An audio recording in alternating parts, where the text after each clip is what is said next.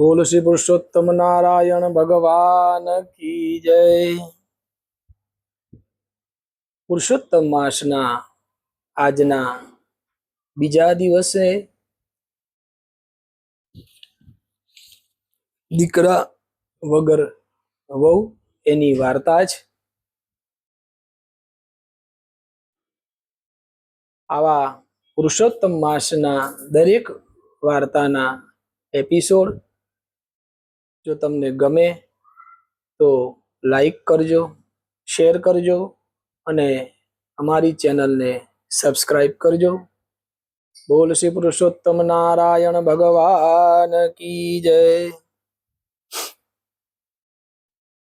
પ્રાચીન કાળની એક વાત છે। એક નાનકડું નગર હતું। એમાં મૂળચંદ મહેતા નામનો એક બ્રાહ્મણ રહેતો હતો। તેની પત્નીનું નામ મંગુ ગોરાણી। બ્રાહ્મણને બ્રાહ્મણી જીભના સાચા, મનના મીઠા, સ્વભાવે સરળ।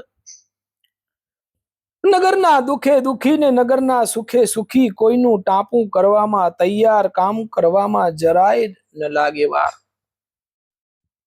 મનમાં મોટપ નહીં, ઘરમાં કશાયની ખોટ નહીં। આમાં પરગજુ અને મીઠા સ્વભાવ વાળા મૂળચંદ મહેતાને આખું ગામ મહેતાજી કહીને બોલાવે। મંગુ ગોરાણીને ગોરાણીમાં કઈ બોલાવે। મહેતાજી ગામના બાળકોને ધર્મના પાઠ ભણાવે, કર્મકાંડ કરે, એમને દાન દક્ષિણા મળે, તેનાથી કોઈ વાતની ખામી નહીં। ખામી હોય તો બસ એક પેટના જણ્યા। વાર આવે, તહેવાર આવે, દીકરા વગર મંગુ ગોરાણીને ખૂબ લાગી આવે। ગોરાણી પણ ધર્મ ધ્યાન કરે, વ્રત વર્તુલા કરે, પરંતુ તોય દીકરાની ખોટ પૂરી થતી નથી। ગોરાણીને પુરુષોત્તમ માસના વ્રતની અને એ કરવાથી ભગવાનના મીઠા ફળ આપે છે એની ખબર। મહેતાજી ઘેર આવ્યા છે એટલે ગોરાણીએ કહ્યું, સાંભળો જ? મહેતાજી કહે, હા, પુરુષોત્તમ માસ નજીક આવે છે અને મારે આખો માસ વ્રત રાખવું છે। મહેતાજી કહે, રાખો ને, એમાં શું, એ તો ઉત્તમ કાર્ય, ધર્મ ધ્યાનમાં પૂછવાનું હોય નહીં। અને તમે એકલા નહીં, આપણે બંને વ્રત રાખીશ। ગોરાણી કહે, ઘરમાં વહુ હોય તો કેવું સારું, ઘરના બધા કામ કરી દે, રસોઈ કરી દે, ઘરની કોઈ ચિંતા નહીં, આપણે કોઈ જાતની અડચણ વગર નદીએ નાહવા જઈએ, પ્રભુ ભજન કરી શકીએ, માટે ગમે તેમ કરીને વહુ લાવી। મહેતાજી કહે, રે ગાંડી, દીકરા વગર વહુ કોણ દે? ગોરાણી કે, હું કઈ જાણું નહીં, બસ વહુ લાવી આપો। મહેતાજી કહે, પણ તમે સમજો તો ખરા? ગોરાણી કહે, એમાં શું સમજવાનું? કોઈ પૂછે તો કે દીકરો કાશીએ ગયો છે, કર્મના પાઠ શીખવા, વેદની વાત શીખવા, ધર્મ ધ્યાન શીખવા માટે, બસ આમ કઈ ગોરાણી ભાતનો ડબરો તૈયાર કરી આપ્યો। મહેતાજી બોલ્યા, ભલે જેવી પુરુષોત્તમ મહારાજની મરજી। આમ કઈ ગાંઠે થોડી ઘણી સોનામોર બાંધી ભાતનો ડબરો લઈ વહુની શોધમાં ચાલ્યા છે। ગામે ગામ ફરે છે, પૂછપરછ કરે, પરંતુ કોઈ હા કહેતું। આગળ જતા તેમને ખબર પડી કે પાસેના ગામમાં છોકરી કુમારી છે। મહેતાજી હરખતા હરખાતા એ ગામમાં પહોંચી ગયા। ઘર પૂછીને ઘેર ગયા, જઈને બધી વાત કરી, મારો છોકરો કાશીએ ભણવા ગયો છે, આવતા અધિક માસ ઉતરે, ભણી ગણીને વિદ્યા લઈને પાછો આવે એટલે તમારી દીકરી મારા દીકરા સાથે વળાવવા। દીકરીનો બાપ કહે, વર વગર દીકરી કેવી રીતે વળાવું? મહેતાજી કે, એની કલમ સાથે 3 ફેરવા ફેરવો, ચોથું મંગળ અધૂરું રાખો, દીકરો આવે એટલે અમે ચોથું મંગળ પૂર્ણ કરાવીશું।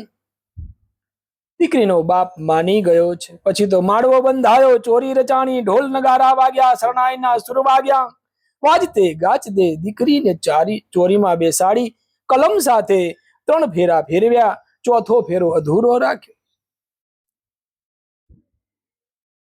પરણાવીને દીકરીને વિદાય કરી મહેતાજી હરખતા હરખતા ઘેર આવ્યા।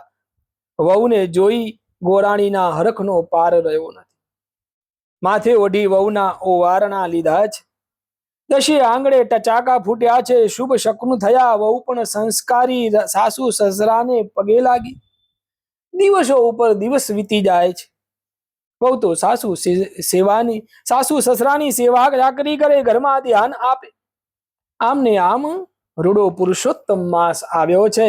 મહેતાને ગોરાણી નદીએ નાવા જાય, પ્રભુના ગીત ગાય, જપ ધ્યાન કરે, દાન પુણ્ય કરે, વ્રતને વાર્તા કરે, ઉપવાસને એકટાણા કરે છે. નદીએ નાવા જતા ગોરાણી વહુને કહેતા જાય, વહુ બેટા કોઈનું કઈ લેશો નહીં, પાડોશીના ઘેર જશો નહીં, ભગવાનનું દીધું આપણા ઘેર બધું જ, લ્યો આ સાતે ઓરડાની ચાવી. આમ વહુને શીખ આપી ગોરાણી નાવા જાય છે. વહુ પોતાના ઘરડા સાસુ સસરાને ભાવતા ભોજન બનાવે, ઘરના કામ કરે. આમ દિવસે વહુ એક દિવસ રોજની જેમ રસોડે રાંધવા ગઈ. ચૂલામાં જોયું તો દેવતા નહીં. હવે મનમાં વિચાર કરી બિચારી ઝટપટ દોડી પડોશણ પાસે જઈને કહેવા લાગી, અરે બાઈજી રે બાઈજી, થોડા દેતવા આપો, ચૂલો ઠરી ગયો છે, મારે રસોઈની ઉતાવળ છે, હમણાં મારા સાસુ સસરા આવી જશે. પડોશણ કે ગાંડી રે ગાંડી, તું તો સાવ ભોળી, તારે વળી કેવા સાસુ સસરા, એ તો વાંજ્યા જ, એમને તો વળી દીકરો કેવો ને વહુ કેવી. પડોશણની વાત સાંભળી વહુ ઘેર આવી વિચાર કરે, મારા સાસુ ને સસરા દેવ જેવા ખોટું બોલે નહીં, પરંતુ તેમ છતાંય આંખમાં આંસુ આવી ગયા. ખરું હશે કે ખોટું હોય તો મારું શું?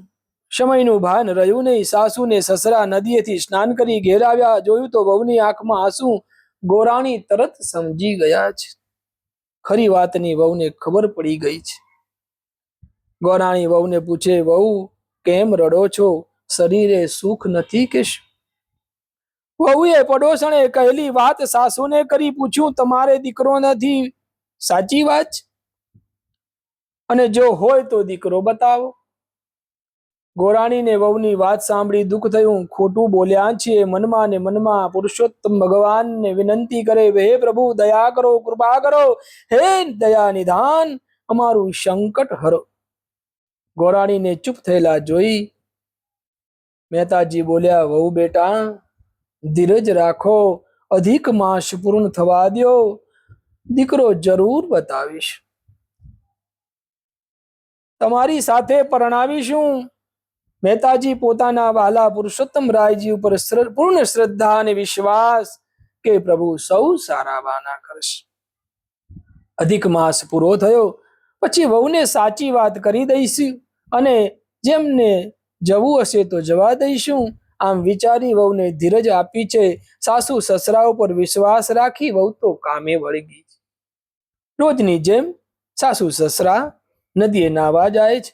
વહુને થયું કે સાસુએ સાતે કોઠારની ચાવી આપી છે, પણ એમાં છે શું એ તો જોયું નથી. લાવ આજે જોઈ લઉં. વિચાર આવતા વહુ ઉઠી કોઠાર પાસે ગઈ. પહેલો કોઠાર ખોલ્યો છે તો અનાજ ભરેલું, બીજો જોયો એમાં વાસણ કુસણ, ત્રીજો જોયો તો એમાં કપડા ભર્યા છે, ચોથો જોયો તો માણેક ને મોતી ને હીરા ભર્યા છે, પાંચમો જોયો તો નગદ ખજાના છે, છઠ્ઠો ખોલ્યો તો વેદ પુરાણની પોથીઓ પડી છે. હવે છેલ્લો કોઠાર રહ્યો. બહુ વિચાર કર્યા, સાતમા કોઠારમાં શું હશે? ખોલીને જોયું તો અરે આ કોણ? આખો ઓરડો તેજ પ્રકાશથી જળ હળે છે. કોઈ પુરુષ બેઠો છે, કપાળમાં તિલક છે, પીળું પિતાંબર ધારણ કરેલું છે, ગભે જનોઈ છે, થોડે છેડે પગમાં પહેરવાની ચાખડીઓ પડી છે અને હાથમાં કોઈ ધર્મ પુસ્તકનું પાનું છે.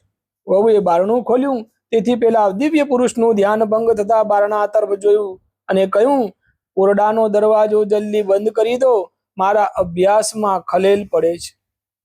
ત્યારે નમ્રતાથી બે હાથ જોડી પ્રણામ કરતા વહુ બોલી, ક્ષમા કરજો, જાણી જોઈને મેં આપના અભ્યાસમાં ખલેલ પાડવા ઓરડો ખોલ્યો નથી, પરંતુ ઓરડામાં શું હશે એવી જિજ્ઞાસાથી ખોલ્યો છે. પરંતુ આપ કોણ છો? દિવ્ય પુરુષે જવાબ દેતા કહ્યું, આ મારું ઘર છે અને જે ઘરડા બ્રાહ્મણ અને બ્રાહ્મણી છે તે મારા માતા પિતા છે, અને હવે દ્વાર બંધ કરો. વહુ કહે, પરંતુ માતા પિતાએ તો મને આપ કાશીમાં છો અને અભ્યાસ કરો છો એમ કહ્યું હતું. હા, એ ખરું છે, પરંતુ ગુરુ કૃપાએ અને યોગના બળે હું કાશીમાં પણ અભ્યાસ કરું છું અને અહીં આ ઓરડામાં પણ છું.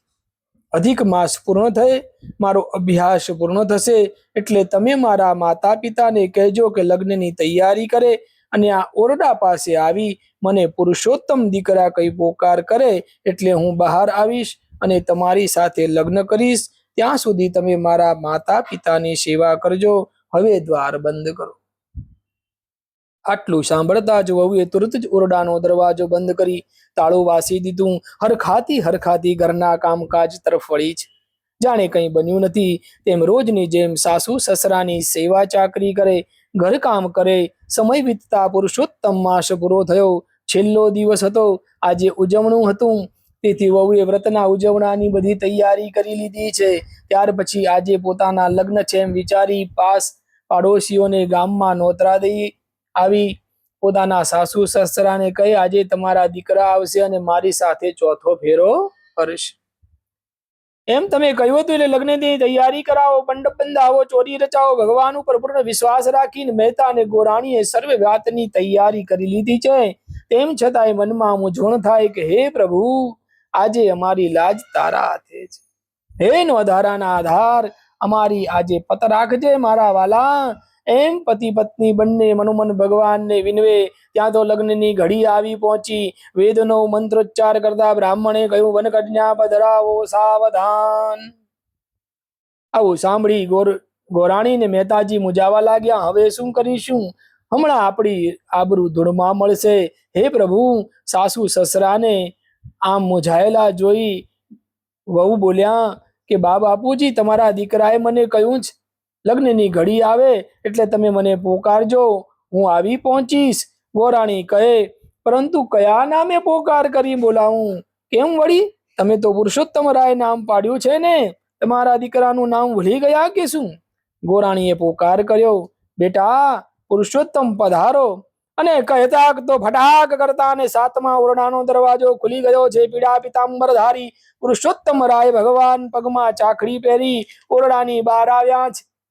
મહેતાને ગૌર પુરુષોત્તમ રાય ભગવાનને જોતા મનમાં બધું સમજી ગયા, ગદગદિત થઈ ગયા, નેત્રમાં આંસુ આવી ગયા છે, હૃદય ભરાઈ ગયું છે, બોલી શકાતું નથી. પરંતુ અંતર બોલે, વાહ પ્રભુ, મારા પ્રભુ, આખરે તારા ભક્તની તે લાજ રાખી. હે મારા નાથ, ભક્ત કાજે પ્રભુ તારે પુત્ર રૂપે આવવું પડ્યું. ભક્તની પત રાખવા પ્રભુ તારે કષ્ટ ઉઠાવવું પડ્યું છે. બંને એકદમ ચરણ સ્પર્શ કરવા જાય ત્યાં ભગવાન સમજી જાય કે પોતે પુત્ર થઈને આવ્યા છે અને ભક્ત હમણાં પગમાં પડશે વિચારી પોતે સામા દોડે છે. પુત્ર થઈ પ્રભુ પુરુષોત્તમ પધાર્યા. પગમાં પડ્યા મા બાપના રે. માતા પિતાના પગમાં પડી પ્રભુ વંદન કરે છે. બ્રાહ્મણને બ્રાહ્મણી ગદગદિત થઈ પુત્રને ભેટી પડે છે. પછી તો પુરુષોત્તમ રાય લગ્નમાં પધાર્યા. ચોરીમાં પરણવા બેઠા છે. ચોથો ફેરો ફરી રહ્યા છે. લગ્ન સંપન્ન થયું. ચારે કોર આનંદ વર્તાઈ રહ્યો છે. આકાશમાંથી પુષ્પવૃષ્ટિ થઈ છે. બોલો પુરુષોત્તમ ભગવાનની જય. હે વાલા પુરુષોત્તમ પ્રભુ, જેમ મહેતાને ગોરાણીની પત રાખી તેમ જે કોઈ અધિક માસ કરે, આપનું વ્રત કરે તેમની પત રાખજો. બોલ શ્રી પુરુષોત્તમ નારાયણ ભગવાનની જય. અચ્યુતમ કેશવમ રામ નારાયણમ કૃષ્ણ દામોદરમ વાસુદેવમ હરિ શ્રીધરમ માધવમ ગોપિકા વલ્લભમ જાનકી નાયકમ શ્રી રામચંદ્રમ ભજે.